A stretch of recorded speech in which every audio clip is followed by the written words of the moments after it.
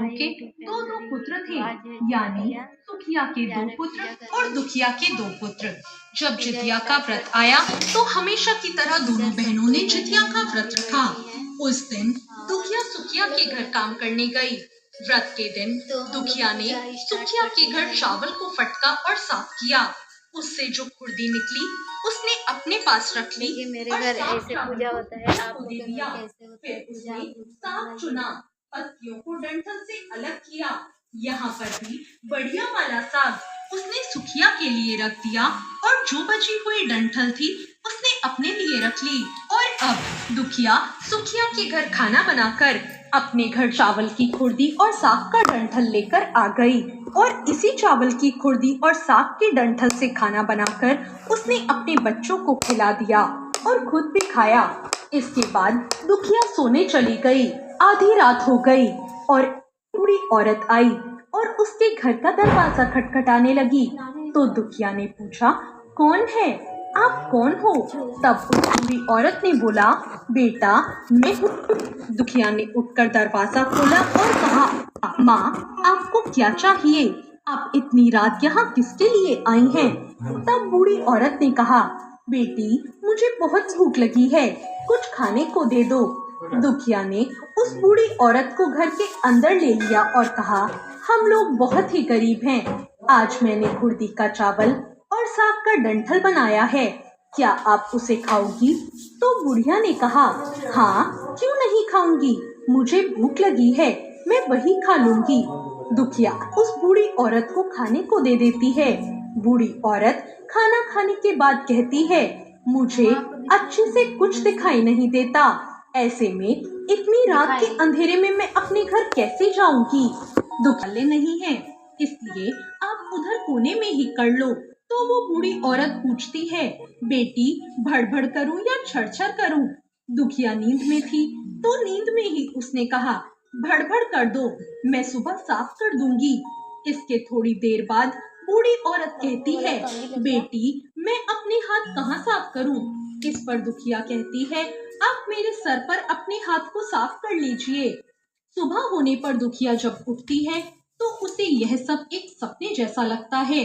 वो नदी में नहाने चली जाती है और वहाँ जब अपने बालों को नदी में नहाते हुए धोती है तो उसके बालों में से जो पानी बहता है वह सोने का पानी होता है।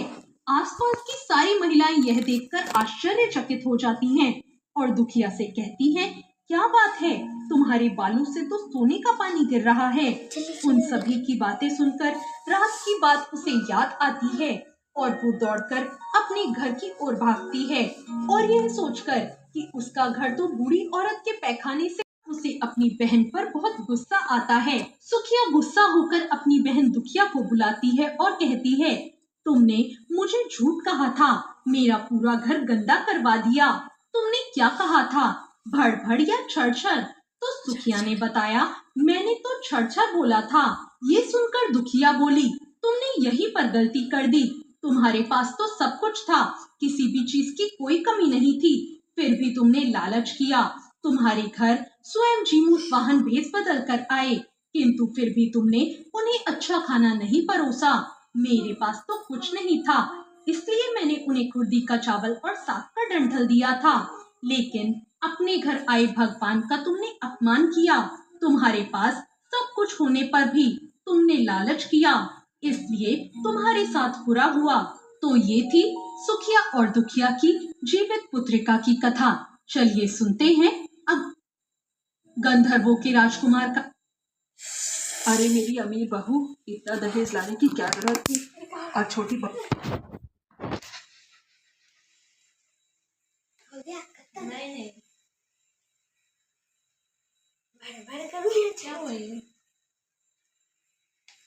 बहुत बड़ा दुख था कि उनकी शादी के 10 साल बाद भी उन्हें कोई संतान नहीं हुई थी। इस बात से वो दोनों बहुत दुखी रहते थे। कई वैद्यों को दिखाने के बाद और इलाज कराने के बाद सेठानी को एक पुत्र प्राप्त हुआ, परंतु 1 महीने बाद उस बच्चे की मृत्यु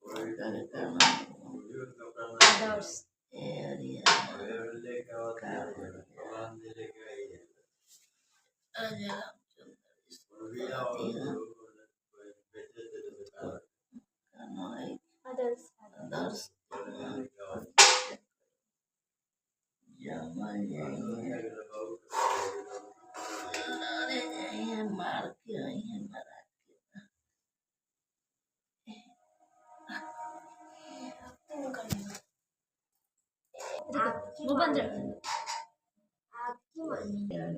ये अरिया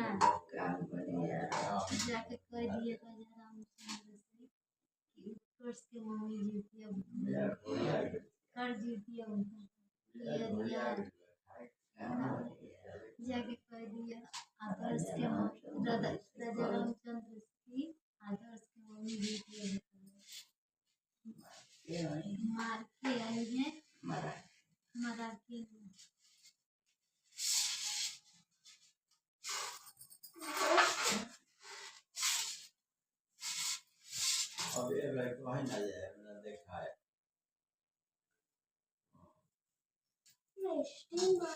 Oil.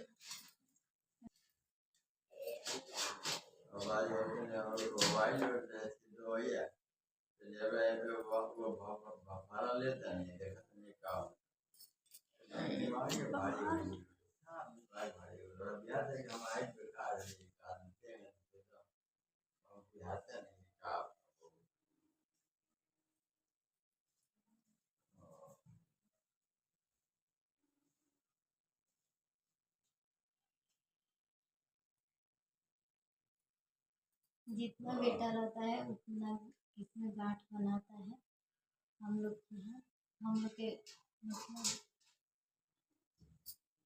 हम लोग के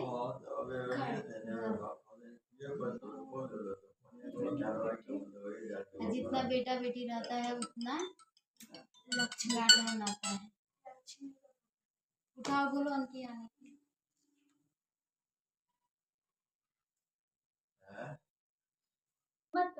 तो फ्रेंड देखिए हम जूतियाँ पहन लिए और पूजा हो गया पूजा भी हो गया।